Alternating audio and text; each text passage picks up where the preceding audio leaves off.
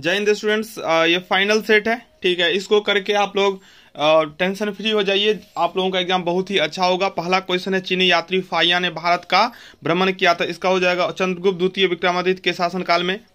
दूसरा प्रश्न, नालंदा महाविहार का निर्माण हुआ था, तो इसका उत्तर हो जाएगा मौर्य शासनकाल में। भारत की संसद में सम्मिलित होता है, तो भारत की संसद में सम्मिलित होता है लोकसभा, राज्यसभा और राष्ट्रपति।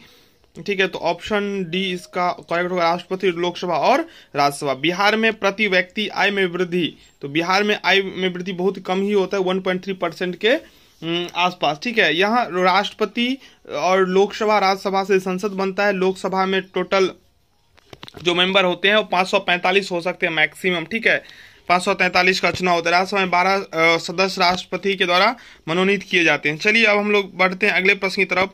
पांचवा प्रश्न है, निम्नलिखित देशों में सर्वाधिक सोने का उत्पादन करने वाला देश कौन है? सबसे अधिक सोने का उत्पादन करने वाला, तो इसका सही उत्तर हो जाएगा दक्षिण अफ्रीका।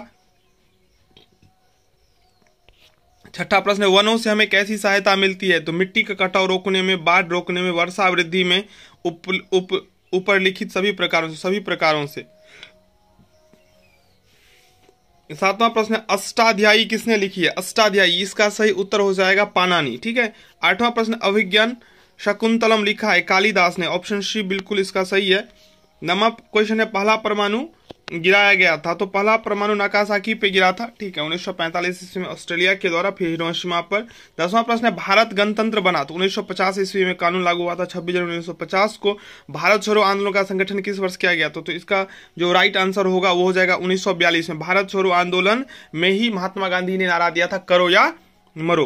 पृथ्वीराज रासो किसने लिखा है? तो चंद बरदाई ने। 13वां प्रश्न है, दक्षिण भारत की विजयी करने वाला पहला शासक कौन था? अलाउद्दीन खिलजी। खजुराहो का मंदिर कहाँ है? खजुराहो का मंदिर कहाँ पर स्थित है? तो मध्य प्रदेश में। रामचरितमानस के रचयिता वाल्मीकि जी। ठीक है, स्वतंत्र भारत का प्रथम गवर्नर जनरल, स्वतंत्र भारत का प्रथम गवर्नर जनरल कौन था? तो लॉर्ड माउंटबेटन होगा। ठीक है, 16 का ए हो जाएगा।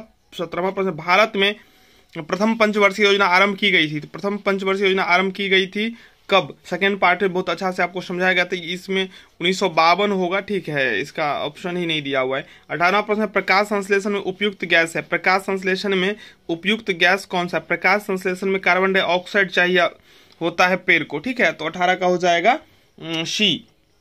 सूर्य के प्रकाश में कौन सा विटामिन बनता है? तो विटामिन डी होता है।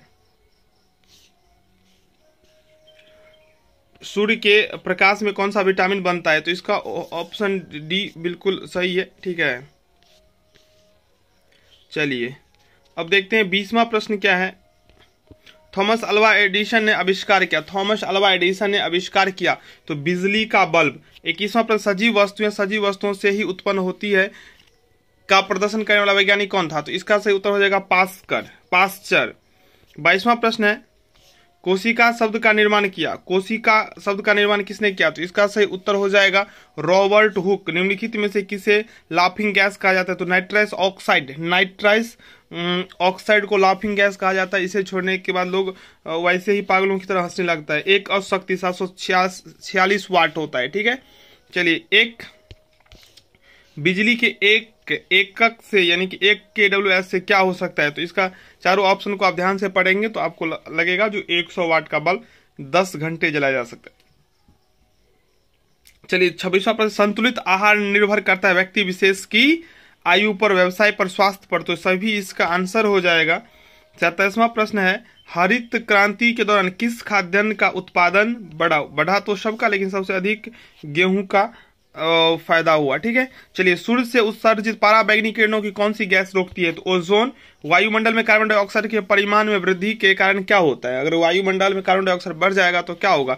तो गर्मी ज्यादा लगेगा। ठीक है, इसलिए पेड़ पौधा लगाने के लिए जोर दिया जाता है। ठीक है, विश्राम के समय मानव हृदय 1 मिनट कितनी बार धड़कता है? जब विश्राम में हो तब कितना धड़कता है? तो 72। ठीक है, चलिए दुग्ध उत्पादन के कार्यक्रम को नाम दिया गया था, तो इसका जो सही उत्तर होगा श्वेत कांति। दूध भी श्वेत होता है।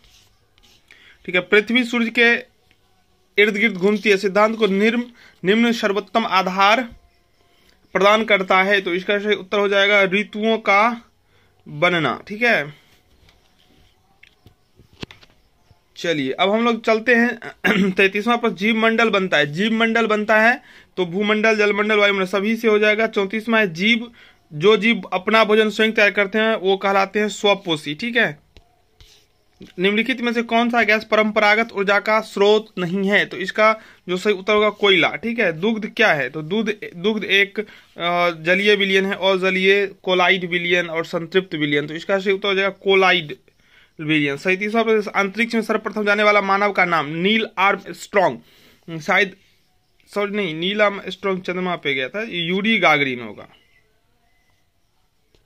चलिए 38वां प्रश्न है, एक दिन में मनुष्य सांस कितना बार लेता है? तो 22,000 बार, ठीक है। चलिए 39वां प्रश्न, प्रथम भारतीय उपग्रह का नाम क्या था? तो आर्यभट्ट था, ऑप्शन बी इसका बिल्कुल करेक्ट होगा। आतंकवाद की समस्या निम्न में किसके अंतर्गत आती है? संरचनात्मक समस्या, पारिवारिक, विकास जनित, विघटनकारी। तो सबको पता होना चाहिए ये पारिवारिक तो हो नहीं सकता, विघटनकारी के अलावा कुछ नहीं। 41वां प्रश्न है, निम्न में क्या सामाजिक समस्या नहीं है? तालाक, विलंब विवाह, दहेज, मद्यपान। तो इसमें जो सामाजिक समस्या नहीं है वो इसमें हो सकता है क्या, विलंब विवाह, लेट से ब्याह करने, सामाजिक समस्या नहीं हो सकता है, ठीक है। 42वां प्रश्न है, किस समस्या का संबंध आर्थिक साधनों के अभाव से है? आर्थिक साधनों का, बेरोजगारी, तालाक, अपंगता, अवैध। तो बेरोजगारी ही होगा आर्थिक से जुड़ा हुआ। दहेज उन्मूलन के लिए सही विकल्प को चुने? शिक्षा, समाज, कानून, उपयुक्त तीनों, ठीक है। 44वां प्रश्न है, भारत में दहेज निरोधक अधिनियम कब पास हुआ? भारत में दहेज निरोधक अधिनियम 1961 में पारित हुआ था। निम्न में क्या सही है? दहेज का लेना गलत है, विवाह न करना ये भी गलत है, दहेज का न लेना, दहेज न देना। अब दोनों सही होना चाहिए, ठीक है, लेकिन यहाँ पे जो आंसर होगा दहेज का न लेना, ठीक है। एक ही व्यक्ति पे सारा दोष थोपा जाता है, वो होता है लड़का वाला का पक्ष, ठीक है, लेकिन यहाँ पे सही आंसर होना चाहिए दोनों होना चाहिए, ना लेना ना देना, ठीक है। चलिए मैं अपना बात बताया, अब आप लोग विचार कीजिए क्या सही है क्या गलत है। 46वां प्रश्न, दहेज निरोधक संशोधन अधिनियम 1954 भारत में कब लागू हुआ? तो इसका सही उत्तर हो जाएगा 1985। घरेलू हिंसा का रूप नहीं है, घरेलू हिंसा का रूप नहीं है, मतलब घरेलू हिंसा नहीं है। पानी को पीटना, यौन दुर्व्यवहार, पत्नी से रोमांस करना, भावनात्मक दुर्व्यवहार, तो इसमें शायद घरेलू हिंसा ये नहीं है, ठीक है। चलिए 48, निम्न में कौन वृद्धजनों की समस्या है? उपेक्षा की समस्या हो सकता है, अकेलेपन की समस्या, मानसिक असुरक्षा की समस्या, ये तीनों इसका सही आंसर हो जाएगा, ठीक है। चलिए संयुक्त राष्ट्र संघ ने किस वर्ष सर्वप्रथम बुजुर्गों की समस्या के निदान के प्रति एक घोषणा पत्र तैयार किया? तो इसका राइट आंसर हो जाएगा 1948 ईस्वी। चलिए 50वां प्रश्न, निम्न में से किसे संयुक्त राष्ट्र संघ ने वृद्ध लोगों को अंतर्राष्ट्रीय वर्ष घोषित किया था? तो इसका राइट आंसर हो जाएगा 1999 ईस्वी। चलिए अब ग्रुप बी में हम लोग चलते हैं। 51वां प्रश्न है, किस पारिस्थितिक तंत्र के संपूर्ण अपघटक नष्ट होने पर कौन सा चक्र सर्वाधिक प्रभावित होगा? तो इसका हो जाएगा जैव भू रासायनिक चक्र। तालाब के पारिस्थितिक तंत्र में सबसे अधिक संख्या होगी, तो इसका उत्तर हो जाएगा उत्पादक। 53वां प्रश्न, खाद्य श्रृंखला का निर्माण करते हैं, तो इसमें उत्पादक, उपभोक्ता, अपघटन सब होगा, इसलिए सभी इसका। जीव पारिस्थितिक तंत्र शब्द किसने दिया? जीव पारिस्थितिक तंत्र, इस शब्द का रचनाकार कौन है? तो कार्ल मोबियस इसका राइट आंसर हो जाएगा। 55वां, पारिस्थितिक तंत्र की विशेषता क्या होती है? तो इसका सभी आप लोगों को एग्जाम में जो जैसे सबका जिस क्वेश्चन का आंसर ऑल ऑफ दीज हो आप लोग टिक कर दीजिएगा, 99.99% सही ही होगा, ठीक है। 56वां प्रश्न, प्रत्येक खाद्य श्रृंखला किस पर समाप्त होती है? तो प्रत्येक खाद्य श्रृंखला किस पर समाप्त होती है? तो अपघटन से, ठीक है। 57वां प्रश्न, खाद्य श्रृंखला में अधिकतम कितनी कड़ी हो सकती है? तो 4 से 5। 58वां, प्रकाश से कौन सी गैस वातावरण से ली जाती है? सबको पता है कार्बन डाइऑक्साइड लिया जाता है, CO2। सर्वोच्च उपभोक्ता है, तो इसमें बाज जो होगा, ठीक है। अपघटक है, अपघटक कौन होता है? अपघटक होता है जीवाणु, सॉरी मछली, जीवाणु, मछली, मेढक, बाज और जीवाणु, इसमें क्या है? अपघटक, बाज।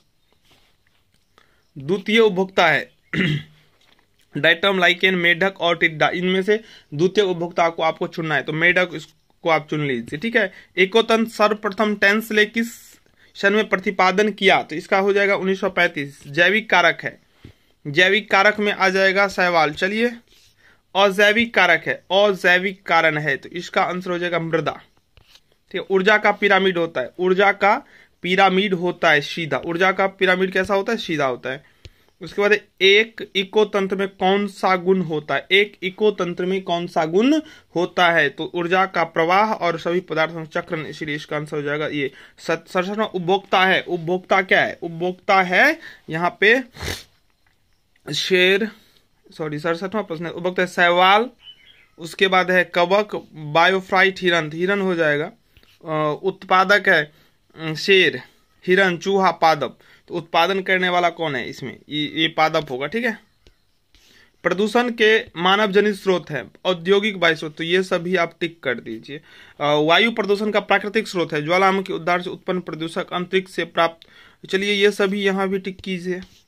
71वां प्रश्न, वायु प्रदूषण का मानवीय स्रोत है, मानवीय दहन क्रिया द्वारा, इसमें भी ये सभी आ जाएगा। चलिए अब बढ़ते हैं आगे की तरफ। वायु प्रदूषण का दुष्प्रभाव है, ये सभी मानव का स्वास्थ्य, वनस्पति, जीव जंतु, कीटों सब होता है, ठीक है। वायु प्रदूषण से फैलने वाला रोग है, सभी रोग वायु प्रदूषण से ही होता है, ठीक है। 74वां, वायु प्रदूषण के नियंत्रण का उपाय, इसका भी आंसर औद्योगिक प्रदेशों को चतुर्दिक हरित पट्टी का विकास, सही। घरेलू ईंधन के रूप में धुआं रहित ईंधन का उपयोग, बिल्कुल सही। तो उपरोक्त सभी आंसर हो जाएगा। जल प्रदूषण का मानवीय स्रोत है, यानी कि मानव के द्वारा जल प्रदूषण कहते हैं, इसका हो जाएगा ये सभी, ठीक है। ये सभी आपको दिखे, टिक कर दीजिएगा। जल का प्रमुख प्रदूषक तत्व है शीशा, जस्ता, ये सब हो जाएगा। चलिए, जल प्रदूषण के नियंत्रण के उपाय हैं, अपशिष्टों को जल स्रोतों से विसर्जित न किया जाए, सही बात है। उपचारित गंदे पानी का उपयोग सिंचाई में किया जाए, मृत मानव में पशुओं को जल में न बहाया जाए, तो सब इसका होगा। इनमें से कोई नहीं यहाँ पे दे दिया, लेकिन यहाँ पे सभी होना चाहिए, ठीक है ऑप्शन। चलो ये भी करेक्ट कर लेते हैं, गेस पेपर में इतना गलती है क्या बताए। पेयजल का पीएच मान क्या होता है, तो नेट 7 से कम, 7 से अधिक, 7 से 8.5 के बीच, तो शुद्ध जल जो होता है ना वो 7 उसका पीएच मान होता है, लेकिन यहाँ पे ठीक आपको ये करना पड़ेगा, ठीक है। 7 से अधिक 7 होना चाहिए। डेसिबल किसका मात्रक है, तो डेसिबल ध्वनि का मात्रक है। 80 में कितने डेसिबल से अधिक ध्वनि का श्रवण शक्ति पर विपरीत प्रभाव होने लगता है, तो 80 से ऊपर, ठीक है। जल प्रदूषण नियंत्रण निवारण अधिनियम कब पारित किया गया, तो इसका सही उत्तर हो जाएगा 1974 ईस्वी में। भूमि प्रदूषण का स्रोत है, भूमि प्रदूषण का स्रोत है घरेलू अपशिष्ट, औद्योगिक, सब हो जाएगा, ठीक है। इनमें से सभी शोर, शोर मतलब ध्वनि ही होता है। ध्वनि प्रदूषण का दुष्प्रभाव, श्रवण स्तर पर प्रभाव, कान ही खराब हो जाएगा, मनोवैज्ञानिक, शारीरिक प्रभाव, ये सभी हो जाएगा। चलिए अब हम लोग चलते हैं 84वां प्रश्न के तरफ। सल्फर डाइऑक्साइड का कार्बन मोनोऑक्साइड का कारक है, तो इसका सही उत्तर हो जाएगा जल प्रदूषण। 50वें, और शुद्ध जल की प्रकृति होती है, तो शुद्ध जल की प्रकृति होती है उदासीन, यानी कि 7 होता है, ठीक है। अभी जो मैंने पीएच मान बताया था। 86 में, वायुमंडल में तापमान वृद्धि करने वाली गैस से, तो कार्बन डाइऑक्साइड, अभी हम देखे थे कार्बन डाइऑक्साइड में वृद्धि होगा तो क्या हो जाएगा, ताप बढ़ जाएगा, ठीक है।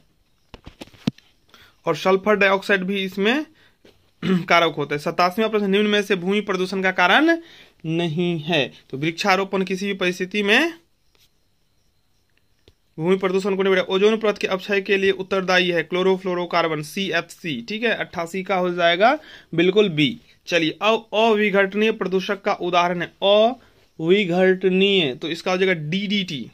चलिए, 90वां प्रश्न, निम्नलिखित कौन ऊर्जा का बहुमूल्य स्रोत है परंतु प्रदूषक नहीं है, तो इसका उत्तर हो जाएगा सौर ऊर्जा, ठीक है। 91, निम्न में कौन वायु प्रदूषक का स्रोत नहीं है, वायु प्रदूषक का स्रोत नहीं है, तो इसका उत्तर हो जाएगा हाइड्रोजन। किस तीव्रता की ध्वनि ध्वनि प्रदूषण कारण बनती है, 92 नंबर क्वेश्चन, तो इसका हो जाएगा 100 डेसिबल। तापीय प्रदूषण का प्रभाव है ओजोन गैस की रक्षक परत का क्षय, बिल्कुल। प्राकृतिक प्रकोपों में वृद्धि, सही, ये सभी हो जाएगा। नाभिकीय प्रदूषण का कारण है, नाभिकीय प्रदूषण, इसमें भी हो जाएगा ये सभी। ओजोन छिद्र का पता वैज्ञानिकों को कब चला, ओजोन में छिद्र हो रहा है, इसका पता 1998 ईस्वी में वैज्ञानिकों को चला। ओजोन छिद्र का पता कहां पर चला है, ठीक है, किस जगह पे, तो इसका सही उत्तर हो जाएगा एंटार्कटिका पर, ऑप्शन ए। चलिए अब 2-3 क्वेश्चन बच गया, फटाफट कर लेते हैं। भूगर्भीय आपदा का उदाहरण है, भूगर्भ, भू के गर्भ में, तो भूकंप, ज्वालामुखी, भूस्खलन सब होता है, ठीक है, तो इसलिए इसका आंसर हो जाएगा डी। जलवायु संबंधी आपदा का उदाहरण है चक्रवात, सूखा, बाढ़, और तो इसका आंसर ये सभी हो जाना चाहिए, ठीक है, तीनों है। चलिए, 99 प्रश्न, पर्यावरणीय आपदा का उदाहरण नहीं है, पर्यावरणीय तो सूखा होगा, ठीक है।